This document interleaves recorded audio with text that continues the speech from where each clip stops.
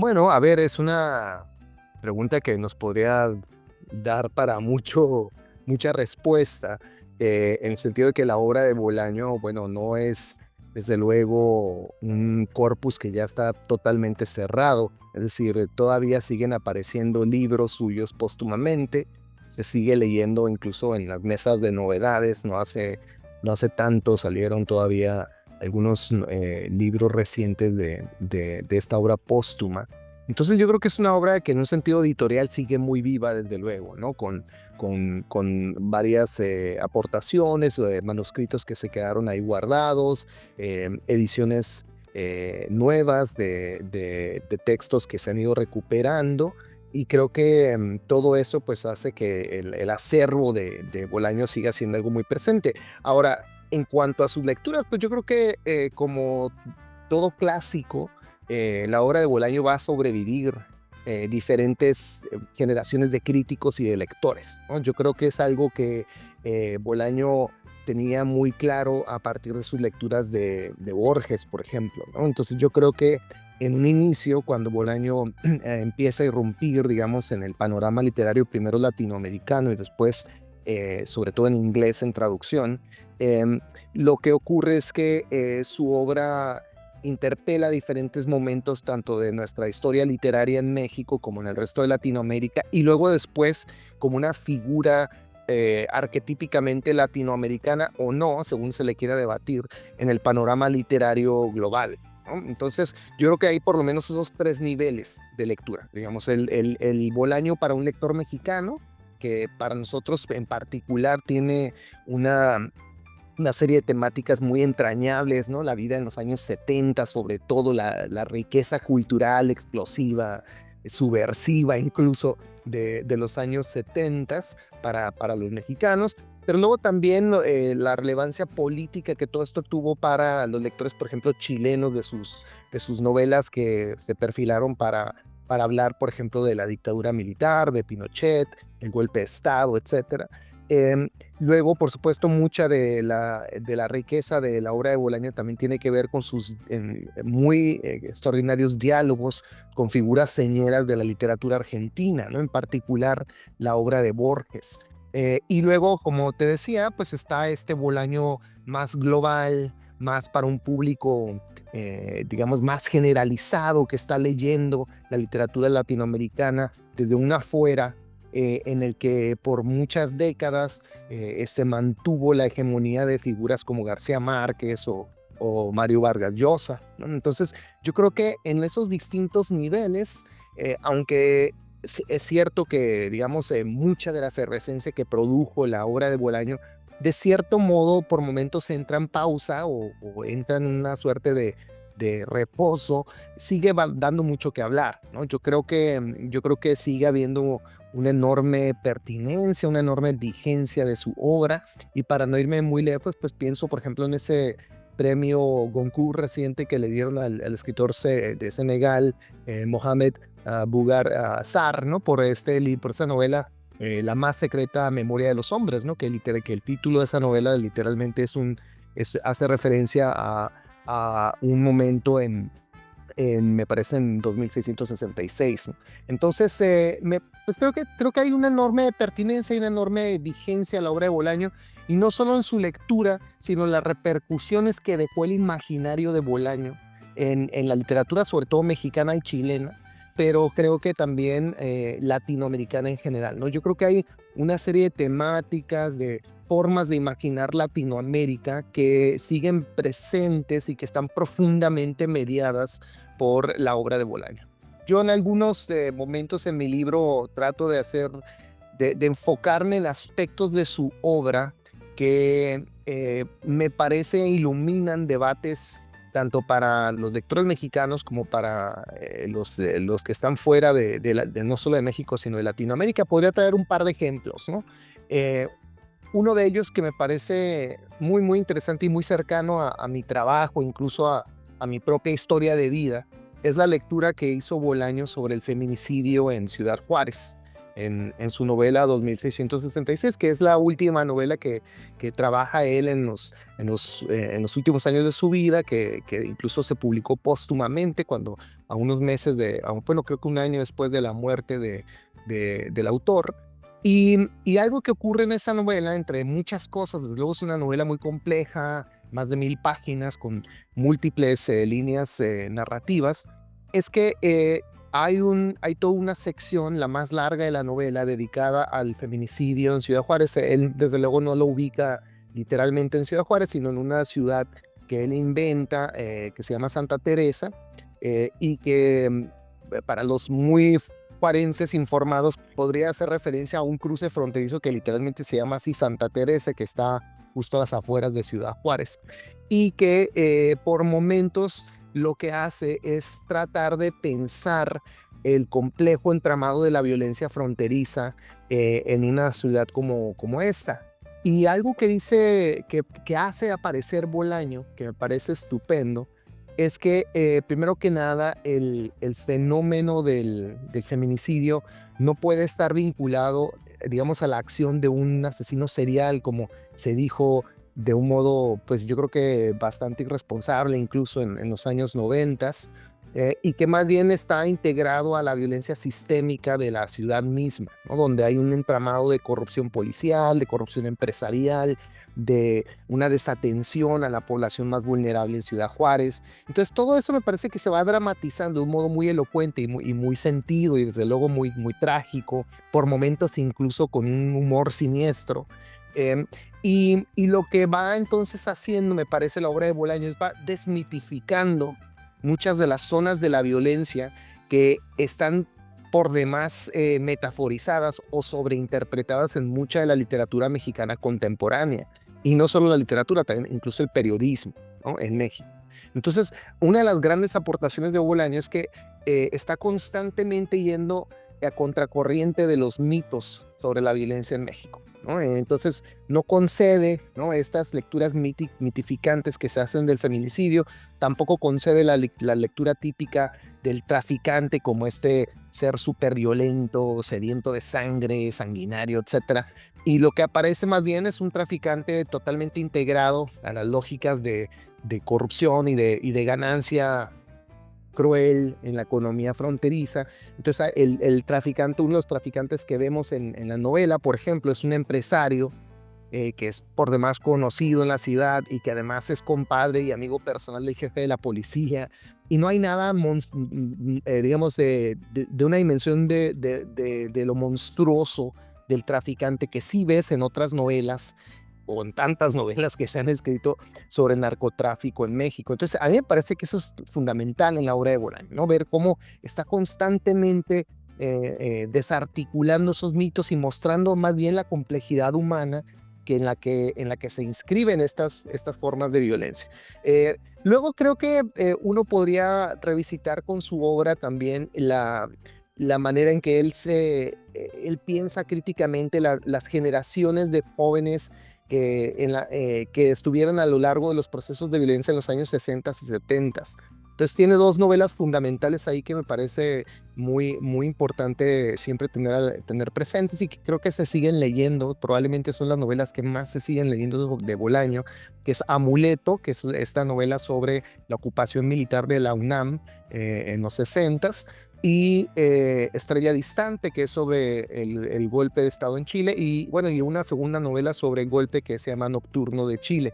Entonces, en las tres, lo que se muestra en parte es la terrible situación en la que se encontraban los jóvenes de esos años, que tuvieron que confrontarse a una violencia totalizada, militar, brutal, que dejó sin muchas salidas, sin mucha solución a los movimientos de resistencia estudiantil, por ejemplo.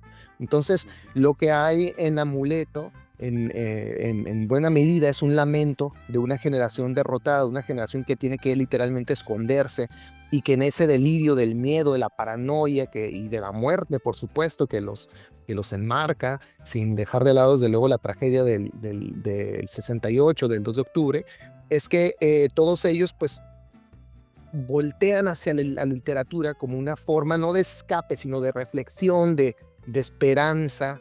Hay un momento muy, muy hermoso al final de Amuleto donde dice la personaje narradora que ese lamento es como un canto y que ese canto será su amuleto, ¿no? Por eso se titula así la novela.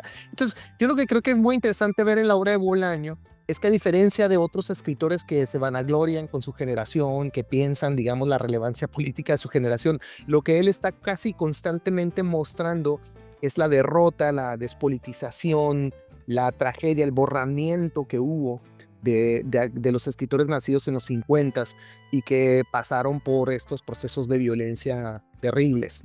Entonces creo que en esto, el mismo Bolaño lo decía, hay como una suerte de carta de amor a su generación. Y creo que todo eso a veces se sobrelee, ¿no? Digamos, hay como por momentos una lectura demasiado militante, de la novela resiste. No sé si Bolaño pensaba en la resistencia verdaderamente de ese modo.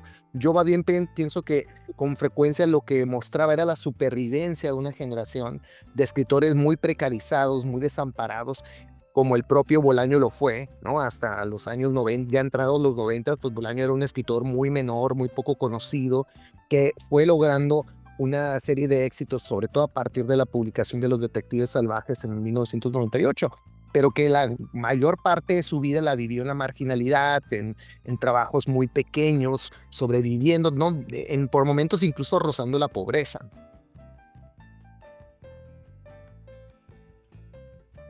Bueno, a ver, o sea, yo no creo que ninguna literatura realmente está en contra del mito, ¿no? O exenta de mitos, o que una literatura para que valga tenga que librarse del mito. Yo me refería sobre todo a los mitos problemáticamente construidos desde agendas políticas, ¿no? En el caso del narcotráfico, del feminicidio.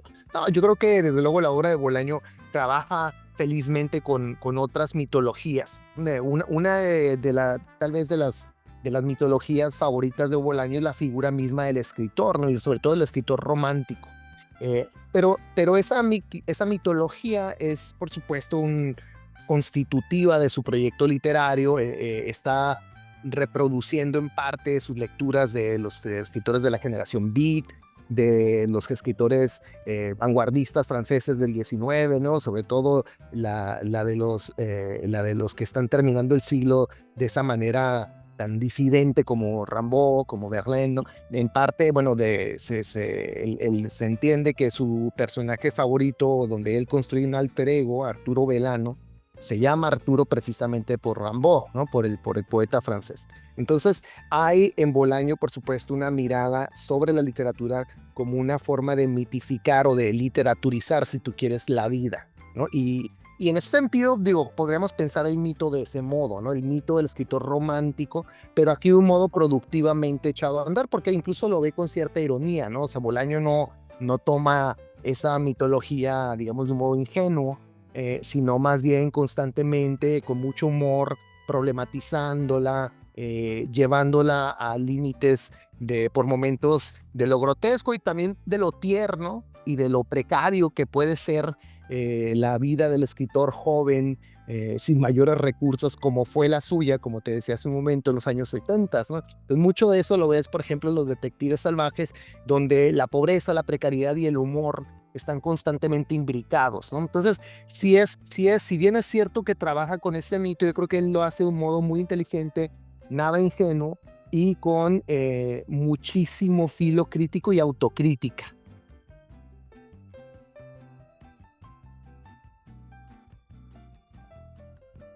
Bueno, te agradezco mucho esa pregunta. Mira, te lo agradezco porque creo que es algo muy gozoso, ¿no? Y yo la razón en parte por la que quise escribir este libro es para compartir mi experiencia de lector, ¿no? Y creo que Bolaño y escritores como Bolaño son probablemente la corriente literaria que mejor se entiende entre lectores jóvenes. Yo creo que es un escritor para jóvenes y desde luego no demerito para nada con lo que acabo de decir su literatura. No quiero restarle seriedad a esto, por el contrario, yo creo que los jóvenes son los que leen con más seriedad, con más voluntad, con más tenacidad, con más entusiasmo, con más energía. y con mucha sinceridad, las más de las veces que ya los lectores más viejos van perdiendo, ¿no? Yo siento que conforme pasa el tiempo yo me vuelvo más cínico, me vuelvo más, digamos, repelente a ciertas cosas, ya no leo con la misma apertura con la que pude haber leído cuando tenía 20 años, ¿no? Entonces, volviendo a tu pregunta, yo leía Bolaño cuando ya estaba yo en el doctorado, o estaba, de hecho no, creo que estaba en mi segundo año de maestría probablemente, en la Universidad de Texas en Austin. El primer libro que leí fue Los Detectives Salvajes. Esto fue como en 2001 más o menos, o sea que tenía unos 3 años de haber salido Los Detectives Salvajes.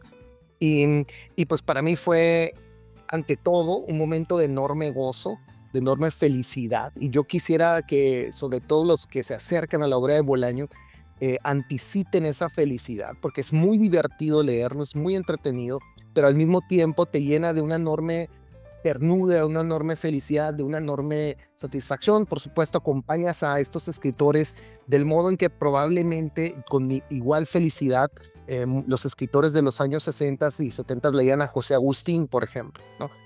Y creo que es parte de la enorme riqueza de la literatura mexicana. Y aquí, por supuesto, hay que admitir que Bolaño es un escritor mexicano al mismo tiempo que es chileno, y por ahí probablemente también una tercera parte argentina, ¿no? Entonces, yo creo que es muy importante para nosotros, los mexicanos, ese momento del canon en el que hay un enorme gozo, una enorme felicidad, un enorme juego. Creo que nuestra literatura, no solo con José Agustín, con Ibargüengoitia, bueno, con tantos otros, con Arreola, está llena de felicidad, de juego, de aventura, ¿no?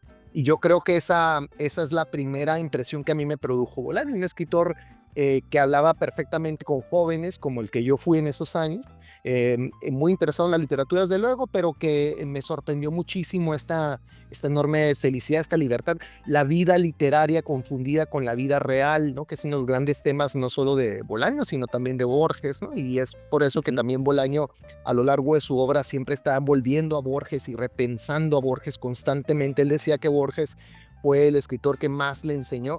Y yo descubrí también muy felizmente que coincido totalmente con Bolaño. Borges es el escritor que más me ha enseñado a mí, al que más vuelvo constantemente.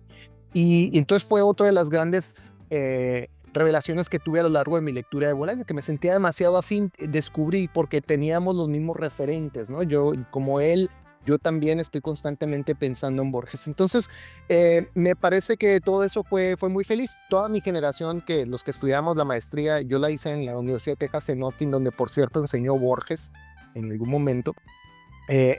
Y todos lo leímos con mucha atención y con mucha felicidad. Luego, es algo que narro en el principio del libro. Un par de años después, cuando yo ya estaba haciendo la tesis doctoral en París, yo tuve la suerte, como diría Víctor Hugo, de estudiar en París joven, y creo que es una de las grandes felicidades también de mi vida. Llegó Bolaño, el año de su muerte, a participar en la Feria del Libro. Entonces yo tuve la oportunidad de ir a saludarlo y pasé toda una tarde con él. Mi entonces novia, ahora esposa, y yo tuvimos la suerte de estar con él todo ese día y conversamos. Entonces fue para mí muy gozoso constatar parte de lo que incluso me recuerdo ahora, Borges decía de los escritores eruditos y los escritores sabios, que generalmente son gente al mismo tiempo muy amable y muy buena.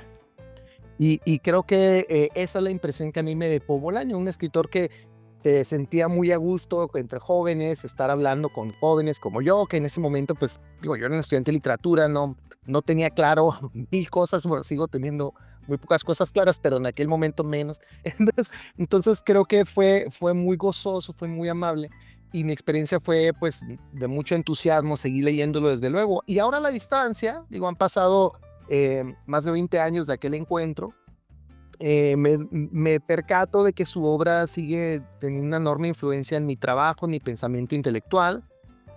Sigo volviendo Bolaño para digamos, hacer preguntas precisas sobre la frontera, sobre México, sobre el canon literario. Sus ensayos son enormemente útiles para, incluso pedagógicamente, para hablar de literatura. Bolaño intervino muchas veces en debates sobre no solo el canon literario latinoamericano, sino global, cuestiones sobre el exilio, sobre el mercado editorial, sobre los premios, sobre la enfermedad. Sus temáticas son tantas y es tan rica su movilidad entre distintas discusiones que se están dando en esos primeros, en esa primera década del siglo XX, de 21 quiero decir, que creo que sigue muy vivo entre nosotros. Entonces yo creo que quienes lean no solo mis libros, de luego, sino la obra de Bolaño, verán que es un lector profundamente cercano, muy pertinente y muy vinculado, me parece, a los imaginarios literarios que están ahora mismo en enorme vigencia, en parte porque su obra tiene todo ese peso rector de las discusiones literarias sobre Latinoamérica y sobre México en particular. Incluso en la introducción de tu libro dice releer a Bolaño por primera vez. Claro. Sí, me gustó mucho, pensé esto, digo, es un juego un poco borgiano, y pensaba ahí, por supuesto, que como el célebre personaje de Borges, Pierre Bernard, que cada lectura es una forma de escritura, ¿no? Y que cada vez que te encuentras con un texto, en realidad es casi como si lo estuvieras reproduciendo por primera vez. Entonces, yo sin duda, cuando vuelvo a la obra de Bolaño, me encuentro con un libro que por momentos me sorprende, que no recordaba cosas, que había cosas que a lo mejor en mi lectura joven no enfaticé y ahora con mayor distancia, ahora que ya estoy por cumplir la edad que tenía Bolaño cuando murió Bolaño en 2003, había cumplido 50 años, yo cumplo 50 años en unas cuantas semanas. Entonces, para mí esto es un momento muy tierno, muy entrañable y al mismo tiempo muy interesante y muy estimulante intelectualmente. Bueno, yo creo que la obra de Bolaño sigue siendo un referente, no solo por sí misma, digo, es decir, sus libros siguen importando muchísimo entre toda una generación de lectores que tiene 2 décadas leyéndolo, pero que está constantemente reclutando nuevas miradas, ¿no? Nuevas lecturas. Como te decía, es un libro para lectores jóvenes, principalmente. Sus libros se piensan, yo creo que mejor entre jóvenes. Yo creo que los muchachos que están leyendo a Bolaño, que están entre los 17 y los 20, 25 años, son probablemente el lector modelo de Bolaño. No para toda su obra, también hay que decirlo, ¿No? pero para buena parte de su obra. Una obra como 2663 creo que se lee mejor a mi edad que, que a los 17 años, pero aún así no deja de ser una novela importante y deslumbrante. Entonces, digamos, por sí misma la obra de Bolaño creo que tiene asegurada una larga duración entre nosotros. Ahora bien, también lo que te decía al principio de esta conversación, creo que el imaginario que Bolaño dejó entre nosotros sigue teniendo una enorme repercusión. Piensa, por ejemplo, la ciudad Juárez que imagina en 2666 y cómo yo creo aparece en buena medida incorporada a la obra de alguien como Fernanda Melchor, ¿no? En su novela Temporada de Huracanes, ¿no? Yo creo que esa novela, por ejemplo, es completamente deudora del Bolaño de 2666. No quiero decir con esto que sea su única influencia o que esa influencia la demerite en lo absoluto. Al contrario, lo que quiero decir es que esa forma de desolación, de pensar el paisaje mexicano en la destrucción de la violencia occidental, me parece que informa de una manera muy decisiva la obra de Fernanda Melchor. También creo que mucha de los mejores momentos de los ensayos de Valeria Luiselli están también claramente, y de la narrativa de Valeria Luiselli están claramente informados por la obra de Bolaño. Su primera novela, Los Ingrávidos, incluso hace referencia directa a Bolaño. Pasa en Nueva York, hay toda una serie de búsquedas de escritores, etc. Y eso para hablar nada más de la literatura. En el cine, desde luego, hay también una enorme vigencia y del pensamiento de Bolaño, sin ir muy lejos. Una de las películas que más he disfrutado del cine mexicano reciente, la película Güeros de Alonso Ruiz Palacios, pues es claramente una película deudora de Los Detectives Salvajes, ¿no? Donde tienes a 3 personajes jóvenes que espejean perfectamente a los 3 protagonistas de Los Detectives Salvajes, que salen en búsqueda de un músico perdido y recorren la Ciudad de México en blanco y negro, haciendo ecos a los años 60, y literalmente aparece el libro de Bolaño en la novela, en la obra, perdón, en la película.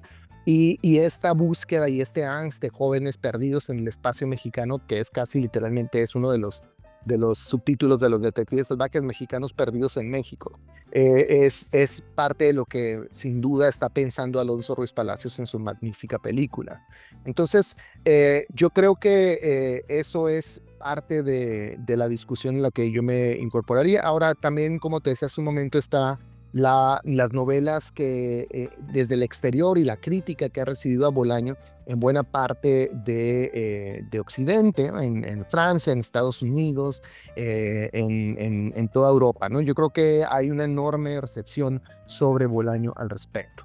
Parte de lo que trato de articular en la discusión con mi libro es como el sujeto latinoamericano que crea la obra de Bolaño, este personaje que está como al parecer en constante fuga, ¿no?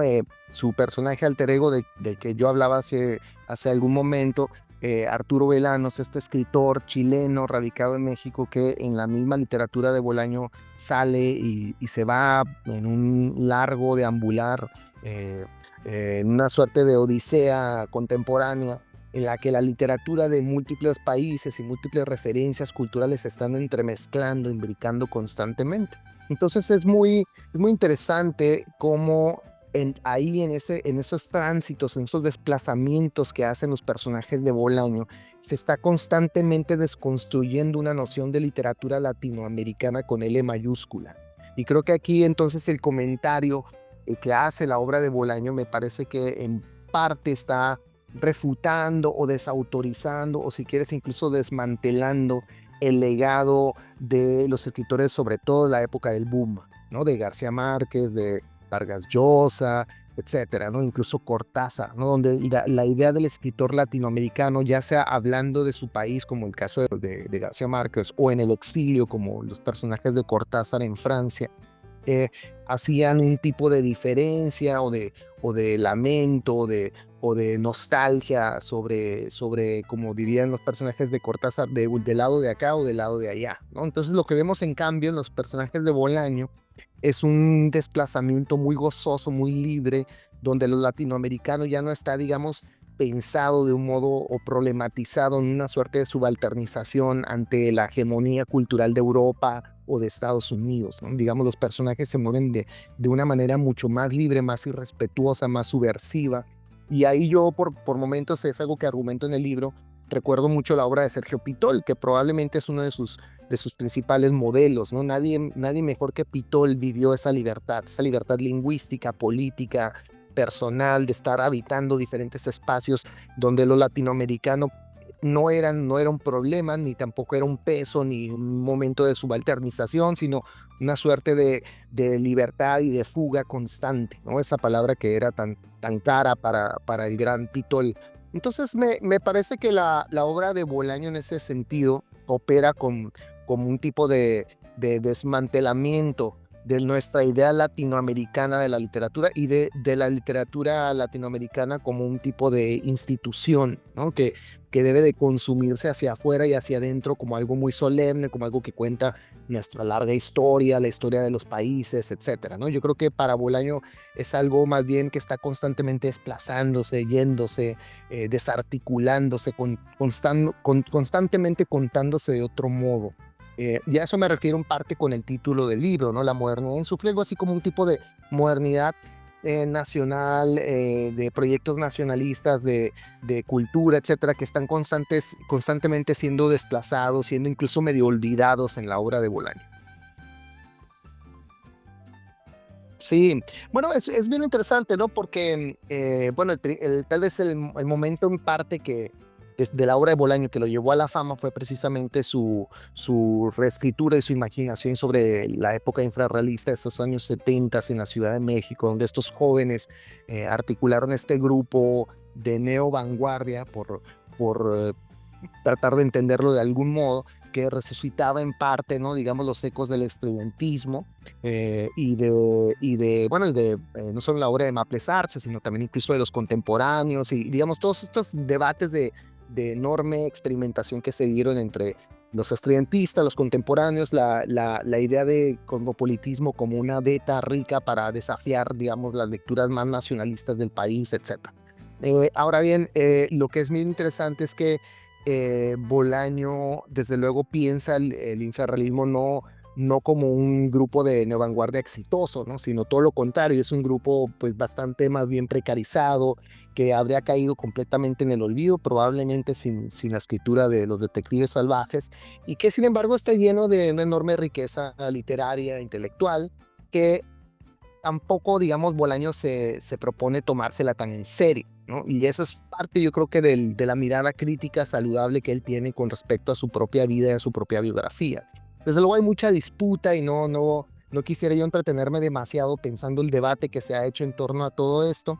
Lo que sí diría es que la lectura que hace Bolaño es enormemente rica y gozosa y divertida de esos años, y al mismo tiempo se encarga de ser paradójicamente respetuoso e incluso saluda algunas de las figuras fundamentales de la literatura mexicana, ¿no? Como Carlos Monsiváis, como el propio Maplesarce, o hasta Octavio Paz, que al principio de Los Detectives Salvajes es nombrado como el gran enemigo de los infrarrealistas, pero que termina siendo una suerte de padre o padrastro del movimiento en una escena muy memorable de la novela. Entonces yo creo que la obra de Bolaño en ese sentido pues hace un tipo de camino panorámico sobre las corrientes literarias de México en los años 70, de un modo que, a pesar de ser lúdico, por momentos incluso medio respetuoso, sigue siendo un vehículo para honrar y para